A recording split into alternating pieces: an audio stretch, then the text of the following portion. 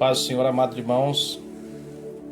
Eu quero estar lendo nesta noite uma breve palavra, a palavra do Senhor que está no livro de Mateus, capítulo 5, versículo 13 até o versículo 16, que diz assim: Vós sois o sal da terra, ora se o sal vier a ser insípido, como lhe restará o sabor?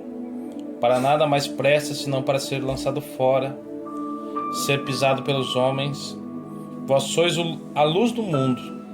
Não se pode esconder a cidade edificada sobre um monte, nem se acender uma candeia para colocá-la debaixo do alqueire, mas no velador, e alumia todos que se encontram na casa. Assim brilhe também a vossa luz diante dos homens, para que vejam as vossas obras e glorifiquem o vosso Pai que estás nos céus. Amém, irmãos? Quando nós falamos a respeito da palavra do Senhor, nós vemos que Jesus, muitas das vezes, ele falava por parábolas, e essas parábolas nada mais é que uma comparação a respeito do que Jesus queria passar para os discípulos, passar para a multidão a respeito do reino dos céus. Quando Jesus estava no campo, ele falava a respeito de coisas do campo. Quando Jesus estava na cidade, falava a respeito de coisas da cidade. Quando Jesus estava em determinado lugar, ele falava de coisas que o povo entendia, para que eles entendessem o que ele queria dizer a respeito do reino dos céus.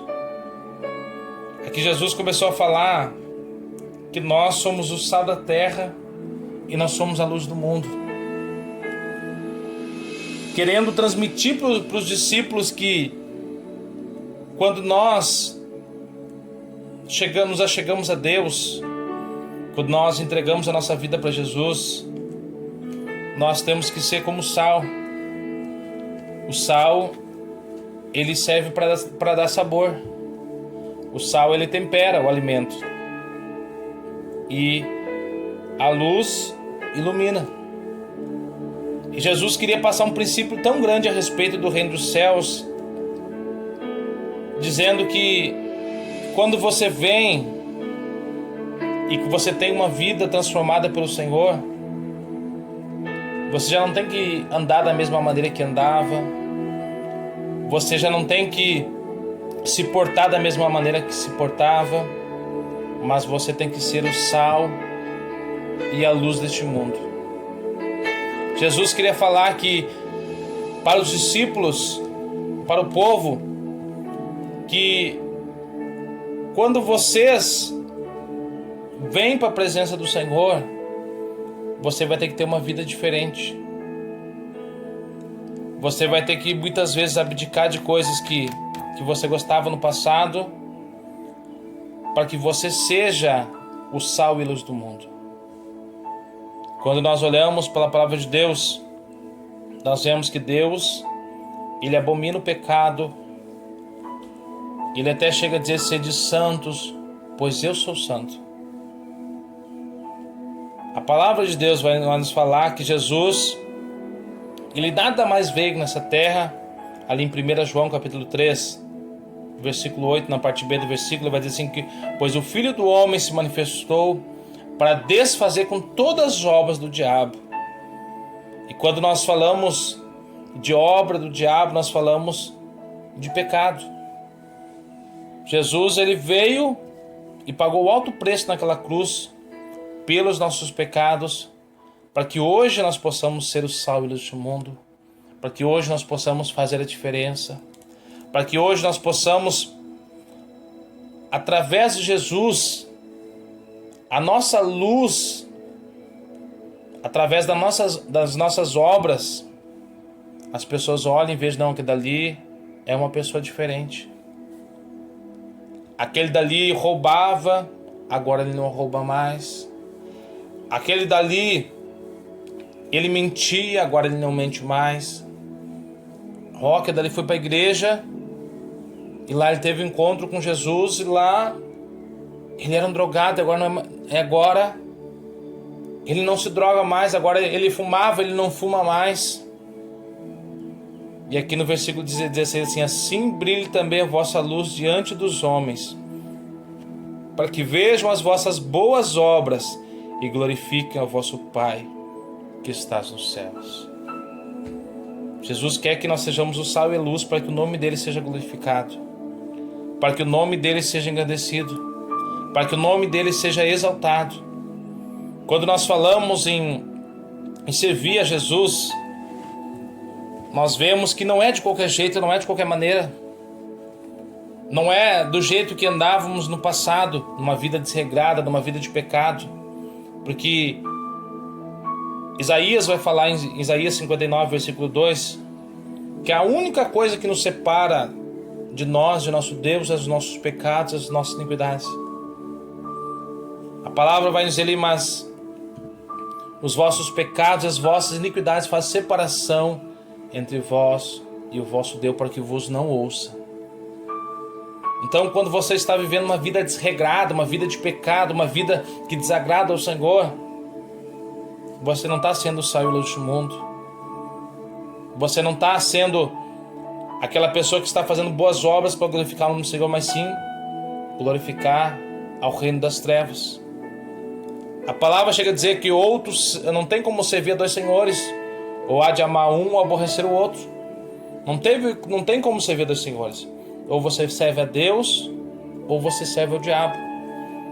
Ou você vive uma vida que engrandece o nome do Senhor, ou você vive uma vida de pecado. E a palavra de Deus vai nos dizer que aquele que nasceu de novo, ele já não vive uma vida de pecado, porque nele nasceu a divina semente. E aquele que nasceu de novo, a palavra vai dizer em 1 João capítulo 5, versículo 18, que ele não vive mais em prática de pecado e que Deus o guarda e o maligno não lhe toca. Então eu posso dizer para vocês, irmãos, que servir ao Senhor não é fácil. Servir ao Senhor nem sempre vai ser mar de rosas, mas servir ao Senhor é gratificante. Servir ao Senhor, você vai notar que a tristeza que tínhamos no passado, que levava nós ao pecado, que levava nós a querer as coisas do mundo, ela toda sai de nossa vida e começamos a viver a qual o Senhor diz em sua palavra, aquela paz que excede todo o entendimento, a paz que vem somente dele, a paz que somente ele dá àqueles que o temem, a paz somente àqueles que dá àqueles que vivem uma vida reta em conformidade com a palavra do Senhor. Por isso eu quero que você medite através desta palavra. Se você não está vivendo uma vida em conformidade com a palavra de Deus, se você tem algum pecado que você precisa ainda largar, que você ainda precisa largar da sua vida para que você seja o sal e a luz do mundo, largue a partir de hoje. Comece a viver uma vida que agrada ao Senhor. Comece a viver uma vida que engrandece, que enobrece o nome do Senhor, para que o nome do Senhor seja glorificado através da sua vida. Largue tudo aquilo que te afasta de Deus, aquilo que vai te levar você lá para o inferno. Mas comece a viver uma vida em retidão, comece a viver uma vida de santidade. A palavra até chega a dizer que o Senhor vai vir buscar a sua igreja, a igreja lavada e remida pelo sangue do Cordeiro, a igreja pura e sem mácula, santo e irrepreensível. Deus, ele vai vir buscar a sua igreja. Quando nós falamos de igreja, não falamos de templo, nós falamos de nós mesmos. Nós somos a igreja do Senhor. Nós somos a igreja lavada e remida pelo sangue do Cordeiro. E aqueles que vão subir vão ser aqueles que estão em conformidade com a palavra, que vive conforme a palavra de Deus, que vive conforme os mandamentos de Deus. Aquele que não jura dolosamente, aquele que não anda de falsidade. A palavra até chega a dizer em Salmos, chega a dizer: quem subirá ao monte do Senhor? Quem subirá ao seu santo monte? Salmos capítulo 40,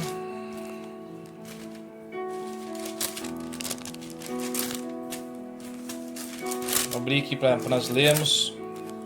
Salmos 24 diz assim, versículo 1: Ao Senhor pertence a terra e tudo que nela se contém, e o mundo que neles habitam. Fundou sobre ele os mares e sobre as correntes estabeleceu.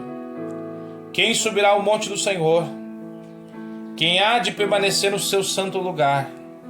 O que é limpo de mãos e puro de coração, que não entrega sua alma à falsidade, nem jura dolosamente. Este obterá a bênção do Senhor e a justiça do Deus da sua salvação. Tal é a geração dos que buscam a face do Deus de Jacó. Aqui o salmista Davi diz assim: quem subirá, faz uma pergunta, quem subirá ao monte santo do Senhor? Quem há de permanecer no seu santo lugar? Ele responde: o que é limpo de mãos e puro de coração. Aqui a Bíblia se auto-explica, Davi já fala que para você ser salvo, para que você permaneça na presença do Senhor, você vai ter que ter mãos limpas e um puro coração. Você vai ter que largar o pecado, você vai ter que largar tudo aquilo que afasta de você da presença do Senhor e começar a viver uma vida em conformidade com a palavra do Senhor. E começar a viver uma vida que engrandece ao Senhor. Uma vida que exalta o nome dEle. Por isso eu faço um apelo a você que está vendo este vídeo, ouvindo este áudio, que se você tem algo para largar neste dia, você tem algum pecado que está te afastando da presença do Senhor. Quando nós olhamos para a palavra de Deus, você vai ver, que, irmãos, que a palavra de Deus vai dizer que um abismo leva o outro. Quando você está preso no pecado, as coisas, você vai ver que criam amarras espirituais a qual você não consegue prosseguir, você não consegue avançar. Você muitas vezes até pensa: eu quero ter mais intimidade com o Senhor, eu quero estar mais na presença do Senhor, mas eu estou preso ainda nesse vício, eu estou preso ainda nesse pecado. E isso faz com que você não tenha mais essa intimidade com Deus, faz com que você não tenha mais prazer em orar, prazer em buscar a face do Senhor.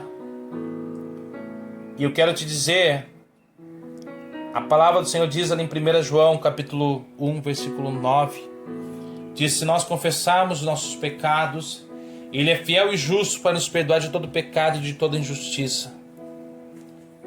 Confesse o seu pecado ao Senhor e principalmente deixe o pecado. Deixa o pecado e você vai ver que o que Deus vai fazer na sua vida. Você vai ver o que Deus vai mudar a tua história.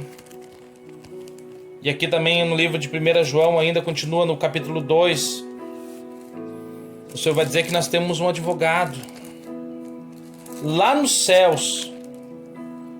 E esse advogado é quem julga todas as nossas causas. Esse advogado é quem vai estar pelejando a teu favor.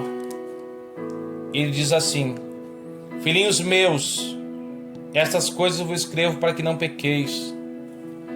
Se todavia alguém pecar, temos advogado junto ao Pai, Jesus Cristo, o justo.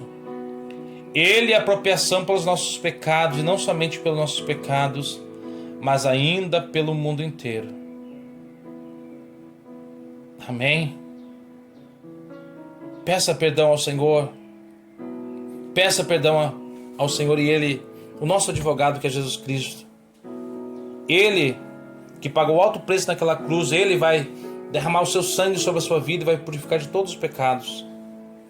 Em 1 João capítulo 1, versículo 7, diz assim: se porém andarmos na luz como Ele está na luz, mantemos comunhão uns com os outros, e o sangue de Jesus, seu Filho, nos purifica de todo pecado. Entregue tudo a Ele. Diga: Senhor, eu tenho esse pecado, mas eu quero largar, Senhor. Senhor, eu tenho esse vício, mas eu quero me desfazer disso, Senhor, porque eu quero ser o sal e a luz deste mundo. Eu quero, Senhor, ser a diferença, Senhor, nessa nação. Eu quero ser um instrumento do Senhor nas suas mãos, Pai querido. Oh, Pai querido, que as pessoas olhem para mim e elas vejam a Tua face, elas vejam a Tua presença. Seja um instrumento do Senhor. Ele te colocou nessa terra com um propósito. E esse propósito é que através da sua vida o nome dele seja glorificado. Através da sua vida o nome dele seja agradecido. E que as pessoas olhem para você e vejam Jesus Cristo através de você.